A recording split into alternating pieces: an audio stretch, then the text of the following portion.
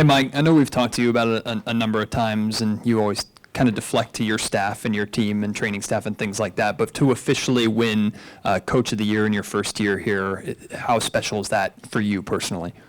It's special, and like I said, I mean, that's how I truly feel. My name is on the award, and you understand that, and it's humbling, and you really appreciate the recognition. But at the end of the day, I can't say enough about our players. I mean, they congratulated me out there, and I mean, this is a players' league, and I love our players. I love all the players that Monty and Wes assembled, and I thank them from the bottom of my heart. And my staff has been phenomenal. You always get a little worried when you have a great staff, because I got 4 or 5 people on my staff that are ready to be head coaches now, and but that's part of the nature of the business. But they've been phenomenal. I had said it before, medical team and performance team, they've been phenomenal too, keeping the guys healthy. And so I mean, in my opinion, I wouldn't be right not recognizing everybody that's been involved, because this really is a group effort. 2 real quick for you, Mike. How does this time winning Coach of the Year maybe compare to the first time you did it? I was, and I've said this before too. I applaud guys like Joe Mazzulla and Mark and OKC. These are young guys that are, doing things at a really, really high level. And I know I was a young guy. Everything just kind of sped by me. I was like zone, and I'm trying to play catch up and all that other stuff. So you really don't get a chance to appreciate it as much, at least for me, because you're so wrapped up and concerned about so many other things, and it goes by real quick. But this one, you can really sit back and think about how lucky and fortunate and blessed you are to be around such good people that have contributed to something like this. And you understand and realize that it's impactful, not just for you, but also for a lot of other people, because it takes a group to keep the engine going. And as you look ahead to this game here, obviously Sabonis has had his name out there a lot in the wake of what happened on Monday. For someone like him, do you do anything to see how he's doing for someone like him who may not be used to that type of attention? No, Domas is an all-star. He's an all-NBA player. Guys like that, for the most part, they got to go through stuff. And when they go through stuff, they learn as they go through it, and that is the best teaching tool, in my opinion. But he's a level-headed guy. He's going to keep playing hard no matter what, and he knows what he has to do to help us win tonight. Hey, Coach. Congrats on the award. You've had a pretty cool coaching career, coach alongside Pop and Kerr and players like Kobe, LeBron, Steph. How does this season kind of compare, and where does it kind of rank alongside your impressive resume?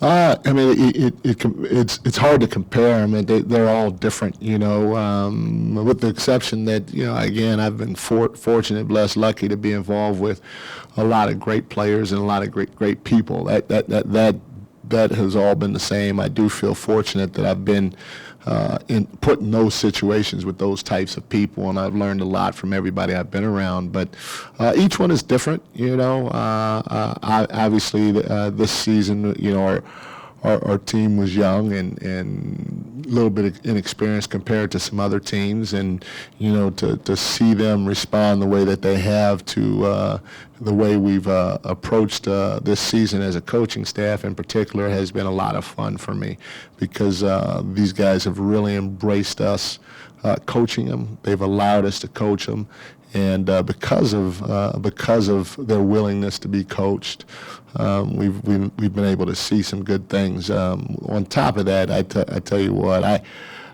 being in Sacramento with that fan base has made it really special, because the fan base is unbelievable up there, unbelievable. Mike, of course, the Draymond not being available is a major storyline for tonight, but has that changed either your preparation, or do you think that changes how the Warriors are preparing for you tonight? Yeah, I mean, both sides have to make adjustments. Like I said, we think they're going to play zone. a lot more zone tonight. You know, with Draymond out. Probably try 2 or 3 different people. You know, to see who can stick. And obviously those players that they're going to try are different than Draymond, and so we have to adjust our coverages a little bit differently, but it's part of a series when, I'm sure Steve and his group's feeling the same way when somebody's out, and, and then the next guy has to step in, but the whole group has to step up. Yeah, Coach, what was it like for you to assemble this coaching staff, and what does it mean to you that they were all willing to come on board to a situation that kind of had some question marks in years prior? It was great. You always enjoy going through that process of trying to put a staff together, because there's some guys that want to come, there's some guys that don't want to come, and there's some guys that can't come, and so to see who you can get to try to assemble the best possible staff is always challenging, and I like challenges. It's a little competitive spirit, kind of in a different way, to see if you can get it done. But the 2 mainstays for sure are Luke Laux. Luke and I have been close since he and I worked together here, and he's the one guy that has helped me prepare for every interview that I did. I interviewed, I think, 4 times or 5 times during my time here in Golden State, and Lukey and his beautiful wife Stevie were right alongside myself and Roe the entire time. And Jordy, he was close as well to it, not as close as Luke, but I've known Jordy for almost 20 years now, and I first met him when he was a student in Spain, and he was doing a summer internship at Impact Basketball in Vegas, and ended up hiring him in Cleveland, and our relationship has grown from there. And he was a guy that I always knew that if I got another opportunity, I'd want him to come. And so knowing I had those 2 guys as a part of my staff gave me a comfort level to take my time and trying to assemble the rest of the staff, because those 2 guys, they're fantastic people, but also fantastic coaches. So I knew we were covered while I was still doing my other job.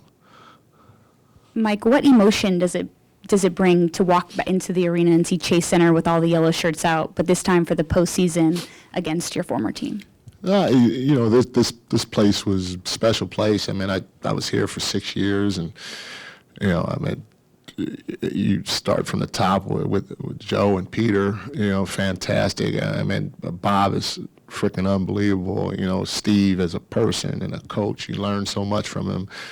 All the players, Andre Iguodala, Draymond. I mean, you go to Steph, Clay, Loon. We had some special moments here, and yes, I'm up in Sacramento now, and I'm thoroughly enjoying it and excited to be there. But I can't, just like anybody else, you can't discount or throw away the good times that you had in this building in the past. I hope there aren't any more good times when we play them. But other than that, I had a good time here, like I said. Mike, congratulations. Thank you. Best road record in the Western Conference for you guys. Warriors have one of the best home records. Does that matter in the playoffs, or do you just throw that out the window? No, it matters to a certain degree for our group. I mean, I don't know if it really matters for them, because they're freaking champions, and they've been through the gauntlet. There's nothing really out there that they haven't had to face much of. I mean, they adversity this way, that way. They figured it out, and they've won championships because they figured it out. So it doesn't matter if their road record is poor, their home record's poor. They still are an extremely dangerous team. For us, it matters a little bit because, this is the first time our group's been together, and to be able to have that belief that you can get it done on the road always helps out, Last one, Sam. Mike, over here. Oh. Yeah. Hey, dating all the way back to like media day, we saw you have that big scream that has gone viral and just keeps going viral. How have you been able to keep that spirit this whole season and keep that level head and keep this team so positive through the ups and downs of a long season?